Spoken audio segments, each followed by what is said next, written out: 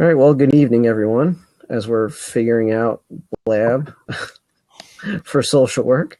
We're here to, I have a few guests that are here to chat about the recent social work distance education conference that took place last week.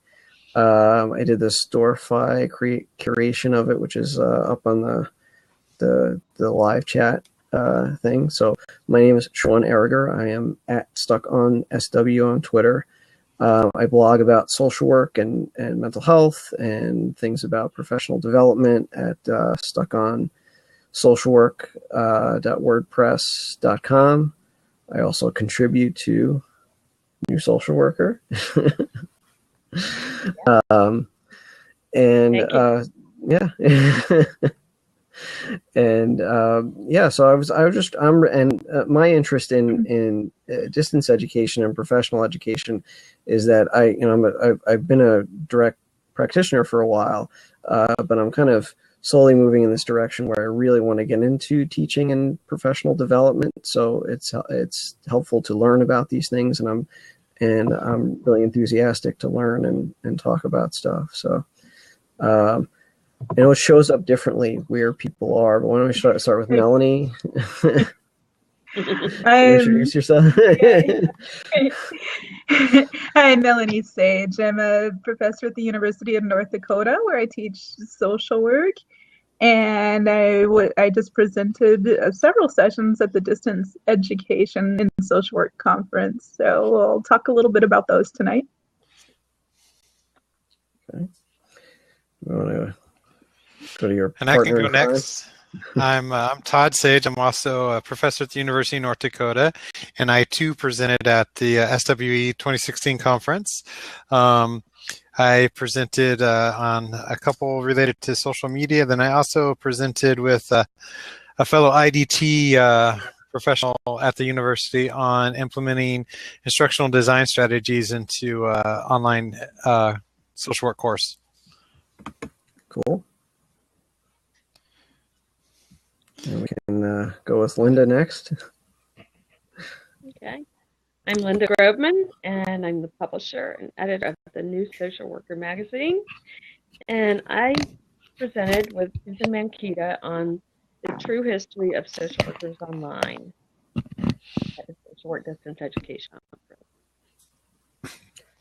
Yes, I saw one of those tweets, and it was the manual for online social work in 1998, was it, that you wrote? Yeah, that was wow. A book that I wrote with Gary Grant. It's called The Social Worker's Internet Handbook. It was published in 1998. And there were all these cool documents floating around, like what is email and how do you use it? Yes. Yeah. That's what we were talking about back then. Yeah, I saw what people. I saw people tweeting out a couple of the pictures of the artifacts, which I thought was, which was interesting. So I'm, in terms of social media and online stuff for social worker, I've just been kind of in the game for the last 2 years. So you guys are definitely the one up, especially Eulin, in terms of early adopting status. But yeah, I thought social media would be a good place to start, because it seemed like a couple of you guys had kind of your hand in social media stuff, because I came across this interesting study today, which I'll drop over here in the chat box here, which was it was a survey of medical students, and they asked medical students and teachers. It was a fairly small sample, but they asked medical students and teachers, do you use social media tools for medical education? I think it was something like 70% of the students said, yes, we do. But only 30% of the teachers for medical education said that they use social media tools for education. So, I mean, not only this conference, but you guys have been kind of around. There you go, you audio. Thanks, Todd. You guys have been not only this conference, but other conferences in terms of, would you say that 67% to 23% is split is accurate? Would that translate over to social work, you think? Yeah. One of the things that we talked about at the conference during our presentation on social media policies is a study that we did of child welfare workers last year. And we asked child welfare workers about their social media use, and almost all of them said that they use social media related to their practice, including over half of them said that they search for clients just out of curiosity, not without any kind of real reason. And we also asked them how many of them had training in their education programs about social media use. And very few, I think it was about 20%, said that they had. So we didn't ask that direct question that you're talking about in this survey, but it's a pretty similar question. Like, is there a gap between what the teachers are teaching you about this and how you're using the skill in practice? And our results said, yes, that's something that's going on in social work too.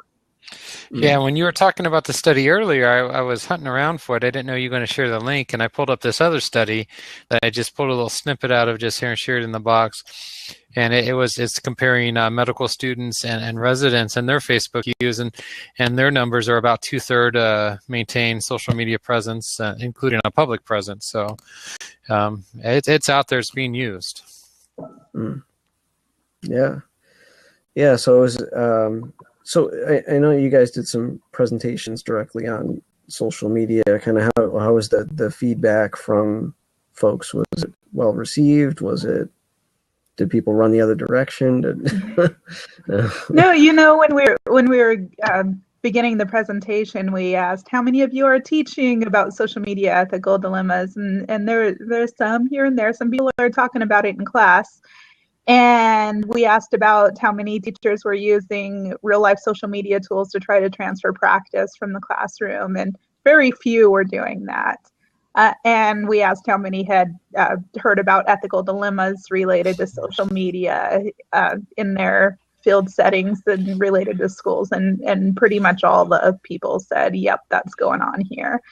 So we talked a little bit about that gap, about how do students understand the dilemmas related to social media if we don't talk about it in class and give them tools and do some modeling too of social media use.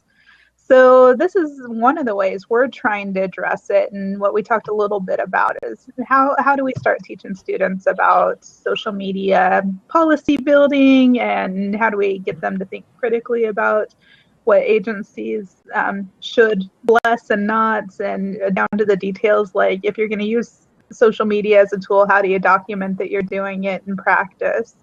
And how do you understand preferences if you've never used them in a professional context? And all that you really have left is to bring your personal experiences with those tools to your work setting if you haven't gotten that other kind of professional guidance. So yeah, Todd can tell you a little bit about how he's trying to integrate some of that kind of professional social media use into his classes. Is that my cue? Yes. So yeah, we talked a little bit about you asked earlier about kind of what was did people run or were people interested, and it definitely we shared we were talking amongst kind of the group that was at the conference. It feels like there kind of has been a shift in the naysayers, and the naysayers aren't running out of the room anymore. They seem to finally kind of come to the realization that they may not know what they want to do yet, but they know they need to do something to embrace it. And so it had a different feel and a different environment from it this time around. So it was really enjoyable because we didn't have to spend quite as much time on the naysayers like we typically do. But for my integration into social media, I always like to do something related to social media for all my classes, whether it's a brief assignment or whether it's going to be something that's drawn out throughout the whole semester. And I'm like you, Sean. I'm kind of a latecomer to the social media game. I kind of when I started teaching, I was looking at all the cool stuff that people like Melanie and Linda and others have done kind of before me, and I said, I want to do that. How do I do that? And really found out quickly that that there's a lot of good reasons to be doing it. And so I like to use a lot of Twitter in my classrooms for all the way from my intro to social work class to my graduate level classes. For kind of twofold. It allows them, one assignment that I pretty much have for all my classes is I ask them to create a Twitter account if they don't have a Twitter account, and to each week go out and find something that relates to either the field of social work or the class in general. So this summer I'm going to be doing hospital social work, and I'll have them go find bits of information out there that are relevant to hospital social workers. And we have that discussion around creating your professional online identity and the power of social media and how to use social media appropriately within our code of ethics and to use it as a tool to educate your clients and the populations. And so that also allows them to bring in topics that they're interested in me commenting about, talking about, explaining more about. And so it really creates that dialogue both within the public sphere and within the classroom. Yeah, was it you, Todd, that was talking about the social media policy in your presentation? I can't remember whose presentation that was. But Laurel Laurel and I think Jimmy both have kind of the gold standard for the social media policy. I kind of adapted theirs, but I need to do a better job with that. So it wasn't me. Yeah, so we shared out, when we were talking about policy, we shared out Sean's policy, and he's got a policy on his website that's sort of your and I'll drop social media policy for practice, right? Yeah, I'll drop that over here. Yeah, and so yeah, I have the social media policy, and I think that's the one thing. It's like it's almost like because I've kind of adopted from the practitioner perspective. There's two really good ones. There's Dr. Keely Combs. Kind of has the model kind of practitioner one, and then also Dr. April Foreman has one on her website. So I kind of did like a mashup of those two social media policies, and that's my social media policy with some of my own language and kind of my goals for the website and kind of what I'm going to do, what I'm not going to do, how I'm going to respond to certain things. Mainly that. It's yes, I'm a social work practitioner, but I'm just here to share information. I'm not here to social work, so to speak. And so Keely and April are both psychologists, right? Yes. So it's nice to have a practitioner example with Sean's website about this is kind of the way that I work with clients. And we're waiting for these new technology standards to come out, the NASW, ASWB. But I think that they will push us to have a lot greater clarity with our clients about how we are using technology with, for, and about them, So we do internet searches for you in this practice setting, and or we will never communicate with you in that kind of way. But there's this piece I think that we're going to see show up about informed consent, about the way that we're using technology about our clients. Yeah. So that'd be an interesting idea for a future blab. As soon as that comes out and we've had an opportunity to digest it, it'd be good to kind of have a group conversation about it. Yeah, definitely. So Linda's been kind of quiet. It'd be interesting to find out. Well, that might be a whole other blab in and of itself, but just kind of from the historical perspective, where has social media been in social work education and professional development, and kind of how have you seen it evolve, Linda? Because I would imagine you're seeing the shift of people not running the other direction too. Yeah, I mean, social media is relatively new, obviously. So I mean, things have kind of evolved from, like we're talking about in our presentation, that we used to do chats in the old internet chat rooms back in the 90s, and now there are Twitter chats and Blabs and all these other things. So it's all evolving. But yeah, I mean, I think that we were talking about social media policies. That might be even something that would be a good article to do social work. Do something about that. Is your social media policy? Does your agency have one? How do you know how to use social media or not use social media in your practice? Yeah. It is so new. And people don't necessarily know what's appropriate or not. Right. Yeah. And Laurel's taken sort of a different take on it. Like, she has a personal social media policy as a classroom professor. So what are my kind of limits around how I use social media with my students, and how do I expect and limit you from interacting with me in that platform? So I haven't done that yet. Yeah, because I imagine there's, and again, I think in every profession there's, it has certain, whatever area of social work you're doing, it has certain implications, you being on social media and certain questions. And there's a lot of those fears. I think from the direct practitioner perspective, it's more about the HIPAA stuff, which I think, and my thing that I always say is that, I've written 200 something, almost 300 blog posts, have 27,000 tweets, no HIPAA violations. It can be done. You can talk about what matters to you in your practice, and and you don't have to violate HIPAA. I think, but with teachers, what are some of the challenges in terms of that? Are there? I mean, is there HIPAA laws, but are there also other kind of like higher ed?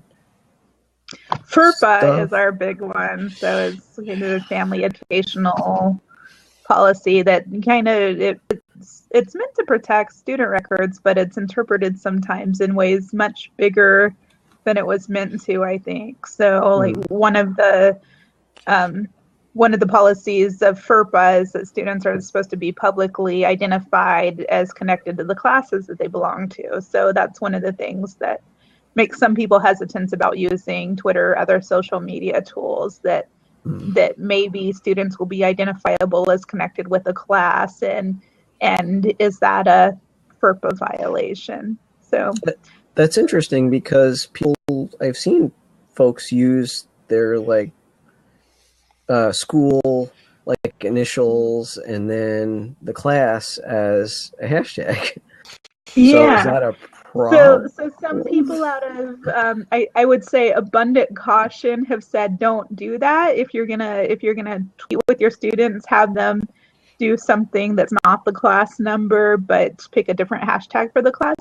But really, my reading of FERPA, and I'm not a lawyer, but my reading of it is that if you give students an option to opt in multiple ways, and they choose to identify themselves, then it's okay. They're the ones identifying themselves. You're not calling them out and putting their name on Twitter. And if you have a student who says, I don't really want to be identifiable in that way, then they can make an alternative ID on Twitter and just send you that ID name so that you can track their presence if you're doing that. And that's how I manage it in my courses. I do use the UND social work 252, 255, whatever the course number is. But when I have the discussion with the students at the beginning of the semester, I let them know that they're free to make a new account with Jane Doe at UND if they want. They just need to let me know that that's them. They're free to use their current Twitter account if they're comfortable with that.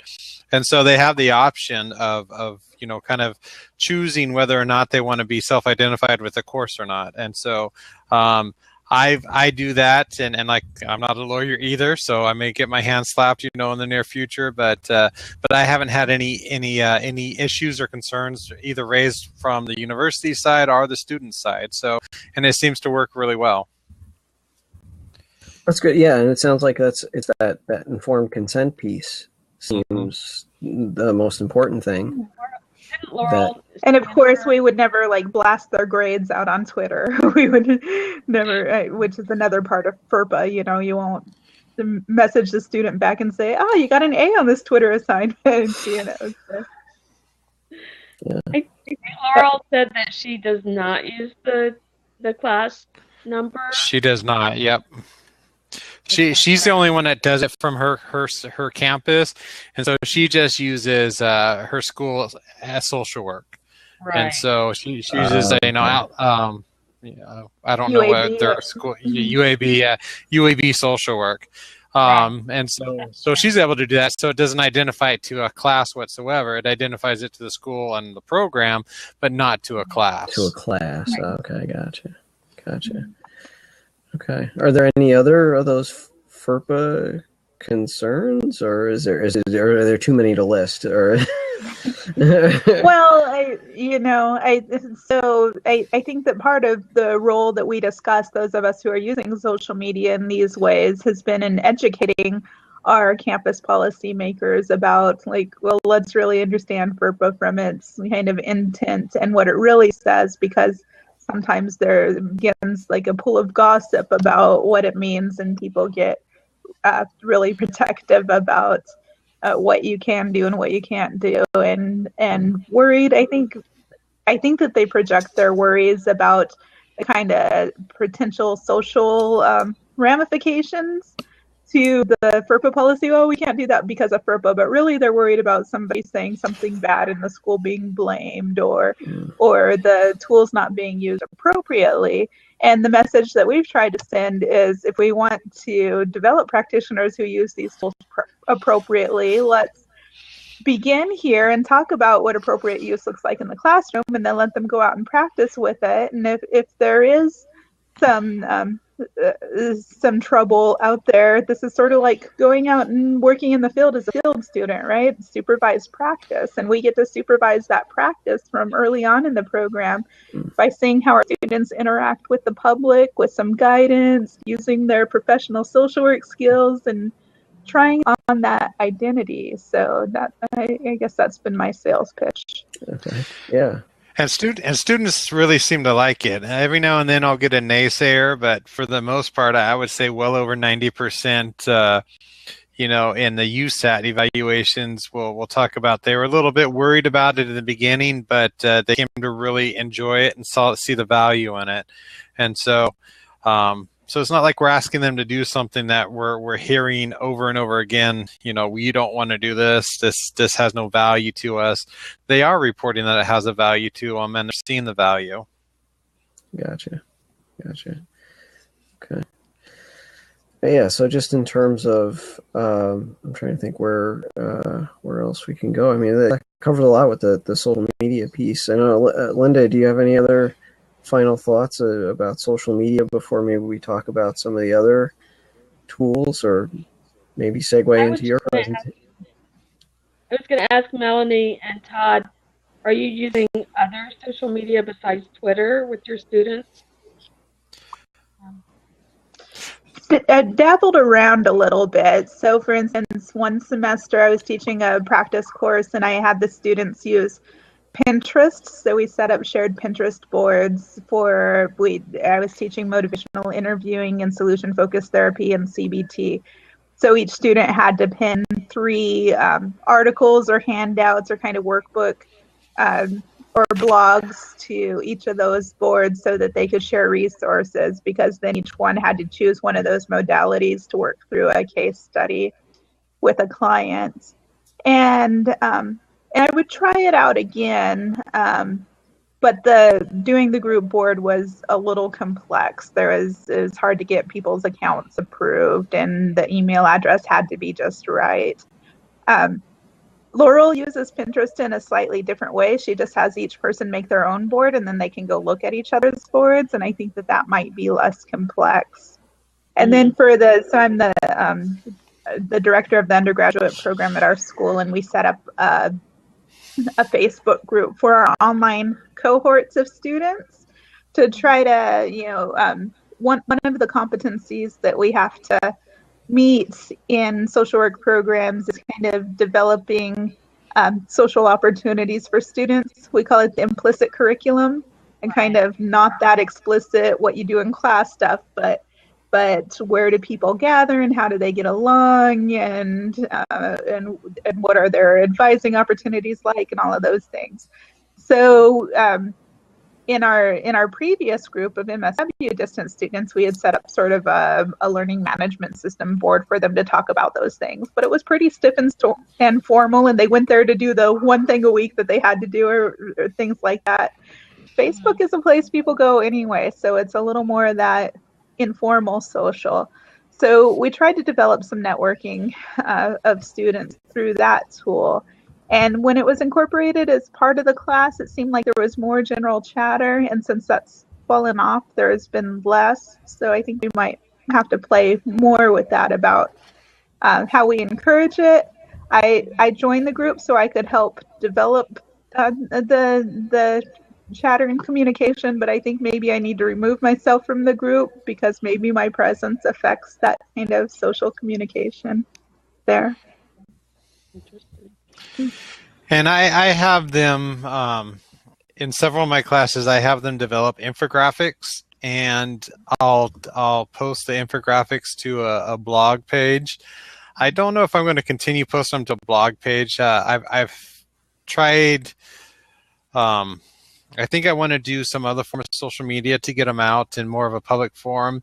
Blog pages just seem to be static, especially if it's not something that you're actively maintaining and promoting, and so I'm going to revisit that. But I really enjoy them presenting, that professional side of them, and the synthesis of a journal article for public consumption, and the artistic piece to creating that infographic, and most of them are really proud and really happy to share them. So I'm going to play a little bit with that this summer and see if there's a better place to put it out there. That's a cool assignment, the infographic assignment. I like that. Because again, I think what I really like about social media, well, there's so much stuff I like about social media, but I like it when people create content about their research. I just think it's so cool, like to create content about your research, not just put in a journal article, but make a video about it, make an infographic about it, even if it's just like a 1 minute or 2 minute video about it, make some content about it. Craig Bryan, who was just on, he's a suicide prevention researcher, and he made like this 2 minute video on his research about suicide prevention, and it went viral. It got something like 200,000 views on his. I'm sure that many people read his journal article too. Yes. Yeah. Yes, I'm sure they did too. But I just think it's cool that you can, but I think but I think it reaches people. I think the journal article might have reached somebody who might not have said, "Oh, hey, let me pick up that journal article." Like if you see somebody's infographic and then the link to their, original journal article. As a regular practitioner, I might run into it more. And that's the argument for it. I mean, we know that your average everyday practitioner isn't subscribing to and reading Social Work Monthly every month, and the Journal of Child Welfare. They're just not doing it. And so if you have meaningful research that has practice implications, I feel you almost have a duty to put it out there in some form of social media. Amen. I just posted, I haven't taught this class in a little while, but I posted in the links down here a blog for a children's mental health class I did. And I had each student do approximately a 5-minute video summary of an intervention, evidence-based intervention with the children for the children's mental health class. And the thing that I really liked about this assignment is that they had to do the professional presentation thing, but also it became a resource library. So I only have like 10 students in each class when I teach this. But the next 10 students have to look at the previous assignments and they can't replicate, but they also have the resources of the previous classes. And then I did a little bit of dissemination out locally to practitioners and things. So our practitioners who are looking for evidence-based brief interventions with children have this whole like library of resources that they can go to that have been sort of blessed by me. You know, I've said, yes, this is an evidence-based practice, and the students have to link an evidence-based article that supports this practice. Cool.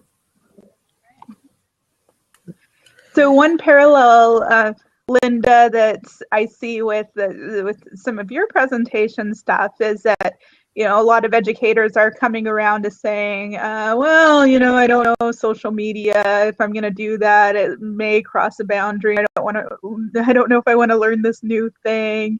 And there's sort of a similar experience with what happened with, I think, the emerging technology like email or the internet, right?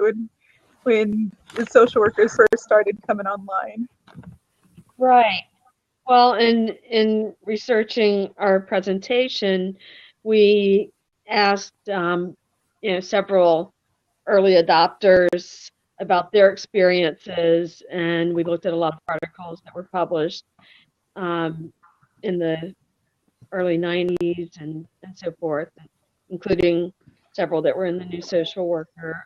And I mean, even in Mary Richmond's time, she was telling social workers, you have to learn how to use the new technology, and people were very, resistant to it, and the technology was the telephone at that time.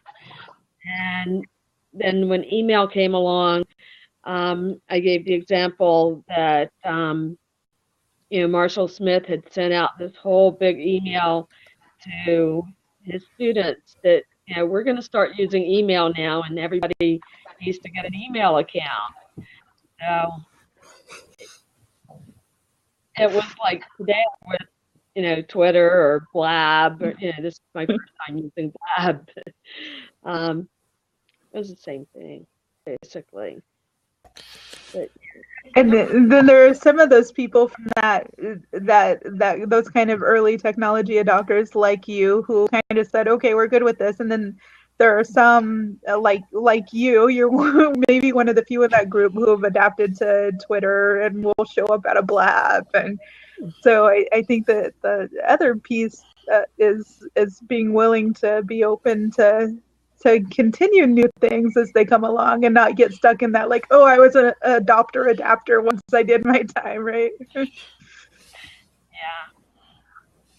I don't know. It all fascinates me. So I like learning new things. Like I said in my presentation, I taught myself HTML, sitting and reading a book one night and made my first website the next day. Wow. That's awesome.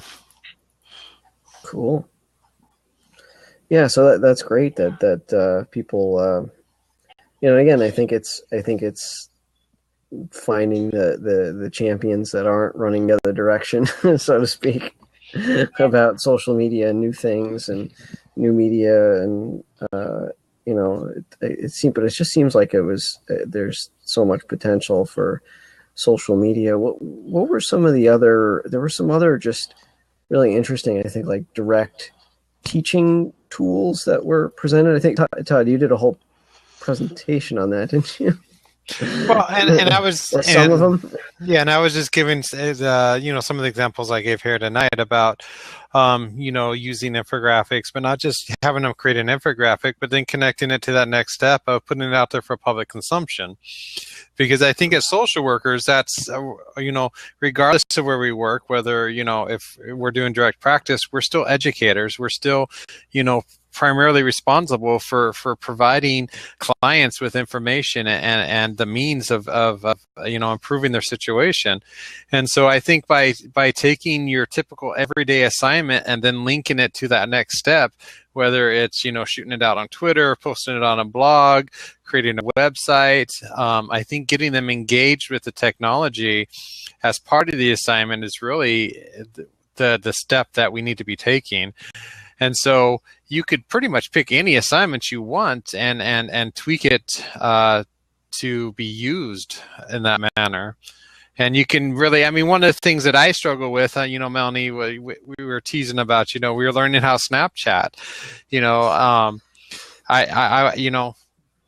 they're probably going to figure out a way to use Snapchat to be that next resource a lot quicker than I would. And so just encouraging them to get that social media professional voice and then be that next generation that moves it forward. Yeah, I think it was Beth Cantor recently did a blog post about Snapchat for nonprofits. I'll have to see if I can snag that while somebody's talking. But that was pretty neat. She gave some pretty good use cases for nonprofits using Snapchat. I think that was the title of it. Was Melanie? I think you had mentioned before we were chatting the barfing rainbows. I think it was like, I think that was her title. I think she called it like how to barf rainbows or something like that. It was, but yeah, I think it's interesting that there's tools like that people are using to.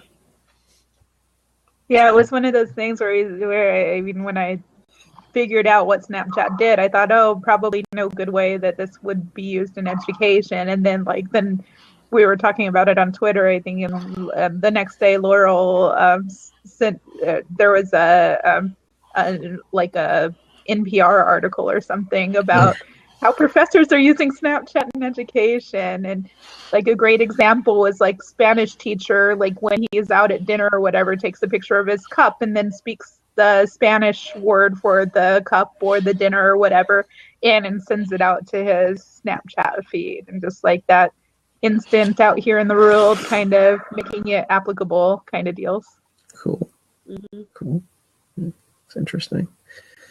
There were, I was mainly, I was thinking about, because I think I linked one of them into my blog post, but just kind of those without, I don't know if we want to make this kind of a platform agnostic kind of thing, but in terms of kind of direct teaching kind of brands that might be helpful for people in terms of communicating information. I saw a few of those kind of tweeted out as far as for exchanging information between students, and I wasn't sure if there was one of those that was your guys' favorite or not, or if you guys use any particular brand as far as communication between yourself and students, or there was a new one that was kind of cool or something. I don't know.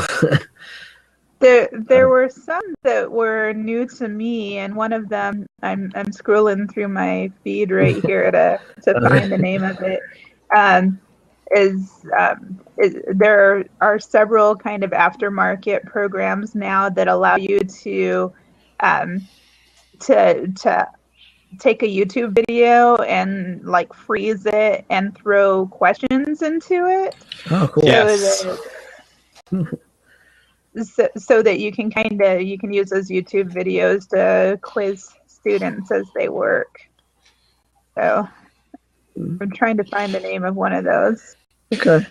Yeah, you could. It was really neat because you could stop and do a knowledge check, and it was a really clean format, and being that it was a freeware, it definitely was something that I wanted to explore more with.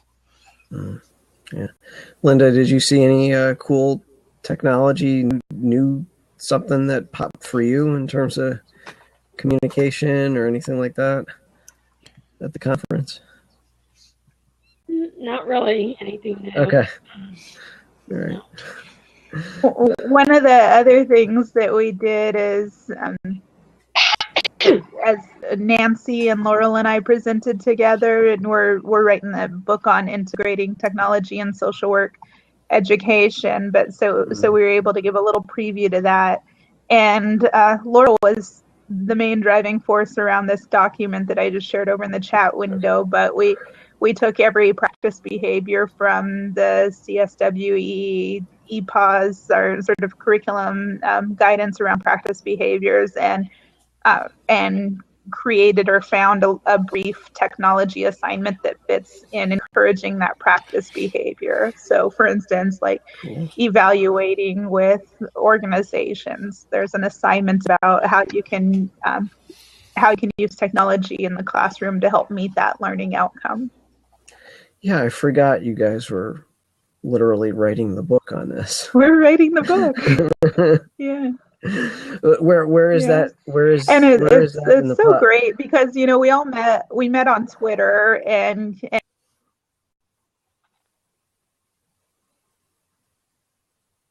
Oh, it's gonna freeze. Oh. I got some. It's gonna freeze now. We were in the middle of. This is the thing about Blab, Linda, is that it's still in beta form, so it's not. They haven't worked out all the kinks here, which is too bad because sometimes it does freeze on people. Hopefully, this is her rebooting. Darn, she was talking about something really cool too. Yeah.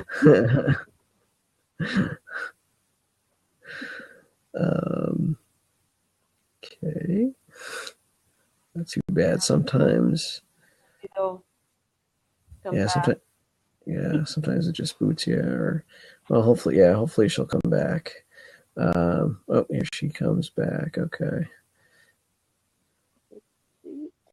Back. There you go. You're back. Is the secret to like reload the Blab, and is that the easiest way to get back in? Yeah, sometimes you just got to back in and back out, and yeah. Okay. All right. So anyway, as you were so rudely interrupted. So Laurel and Nancy and I met on Twitter, and then we were sort of connected at the conference with Jonathan, and they were looking for somebody to write this book, and I approached Nancy and said, what would you think about working with me on this maybe? And Jonathan said, I think Laurel really needs to be involved in this. So we all hooked up, and we've just had the greatest time together. We meet on GoToMeeting every 2 weeks on live video, and cool. And so we've developed this relationship that's almost all like technology based, and then we get together at conferences, and it's like we're old friends because we've been spending so much time together working through this. That's so cool. Yeah, where's the book at right now? Where's it stand? We're getting there. We had originally hoped to have it out at APM this year, and that's not going to happen. Okay. In part because we decided we really needed to wait for those technology standards to come out because we don't want it to be out of date as soon as it's published. I'm sure it will be out by the APM after this one. Okay. So, cool. But we got notice today. The acceptance letters just went out for APM, and so we're presenting our this kind of stuff about the theory behind teaching with technology and social work, and also kind of our practice behavior linked learning assignments there too. So that's a good thing. Excellent. And Todd and I are presenting again on policy, social media policies and practice. Cool. I'm actually hoping to make it there this year. Yeah, that would be awesome. Plotting a course to get there. So that'll be great. And I know Linda will be there, but often she's not able to tear herself away from the vendor table. Yeah, that was the nice thing about this conference was I was there as a participant, and I got to attend a lot of sessions, and I got to present. So I really enjoyed it. A lot of the conferences I'm exhibiting, so I'm just in the exhibit hall, and that's it. But Yeah. I was really glad to be able to attend this and participate in the conference. Great. Where's your home base, Linda? Harrisburg, Pennsylvania. Pennsylvania. Okay. Just So great Atlanta. Woohoo! It's gonna be a Atlanta. good time. Yeah, I used to live in Atlanta, so Yeah. I moved from Atlanta. Okay. Okay. Good place. Well, so this might be a good place to close a conversation about distance education. To say we closed some distance today, although you guys are in the same house, Melanie and Todd. That's true. But we did close some other distances though today. Pennsylvania, upstate New York. New York. Some time zones even. Yes. So, but yeah, it was great chatting with you guys, and hopefully it seems like we definitely have some fodder to continue these conversations. That's for sure. And some possibilities to throw around. So I'm thinking maybe something for the new social worker about social media policies. Maybe that's something that we could collaborate on. Maybe And Sean could talk about his practice policy, and we'll pull Laurel into the loop, and then maybe we'll all see each other in Atlanta. And I'm thinking that maybe, like, I know, Todd, you're thinking maybe not the blog for those infographics, but if we could get Sean to post one or two on his blog, or throw it out to his Twitter audience, he's got a bigger reach. I bet Linda would retweet it for you too, and we can develop some competition amongst the students to see who can do the best Twitter keywords and tags to get their infographics out into the field. That'll be interesting. Yeah. All right, cool. But yeah, definitely a great chatting with you all. And we'll so what I'll do is we'll end the recording. Good night, everyone. Good night. Good evening. And yeah.